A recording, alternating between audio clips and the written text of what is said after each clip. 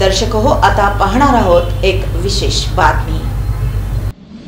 ढवळस येथील मान नदीपात्रातून बेकायदा वाळू उपसा करून त्याची वाहतूक करताना पोलिसांनी टेम्पो पकडून 4,55,000चा मुद्देमाल जप्त केला असून या प्रकरणी अज्ञात चालक मालकाविरुद्ध वाळू चोरीचा गुन्हा दाखल करण्यात आलाय। या घटनेतील फिर्यादी पोलीस हवालदार श्रीमंत पवार हे अन्य पोलीस कर्मचाऱ्यांच्या मदतीने 31 मे रोजी रात्री 1:40 मंगळवेढा पोलीस ठाणे हद्दीमध्ये गस्त घालत असताना नाईट राऊंडचे पोलीस अंमलदार काळेल यांचा फोन आला आणि त्यांनी आम्हाला फिर्यादीला सांगितलं की ढवळस येथे स्मशानभूमीजवळ एक टाटा इंट्रा कंपनीच्या वाहनामध्ये अवैधरित्या वाळू वाहतूक होत आहे अशी बातमी मिळाली। यामध्ये फिर्यादी स्वतः आणि पोलीस पथकास ढवळस गावात गेले असता गावातून एक वाहन त्याच्या समोरील 2 हेडलाईट लावून आमच्या दिशेने येताना दिसले।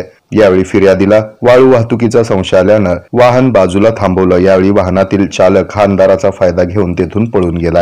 हे वाहन पाहता ते एक टाटा इंट्रा कंपनीचं वाहन असून त्याचा क्रमांक MS13DQ1538 असा होता। वाहनाच्या पाठीमागील हौदामध्ये अंदाजे 1 ब्रास वाळू दिसली। त्याची अंदाजे 5,100 रुपये किंमत आणि 4,50,000 रुपये किमतीचे एक टाटा इंट्रा कंपनीचं वाहन असं एकूण 4,55,100 रुपये किमतीचा मुद्देमाल जप्त करण्यात आला आहे आणि अज्ञात चालक वाहन मालक यांच्या विरुद्ध पर्यावरण संरक्षण अधिकलम प्रमाणे कायदेशीर गुन्हा दाखल करण्यात आलाय।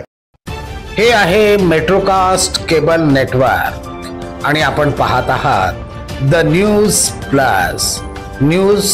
प्लस बरच काही।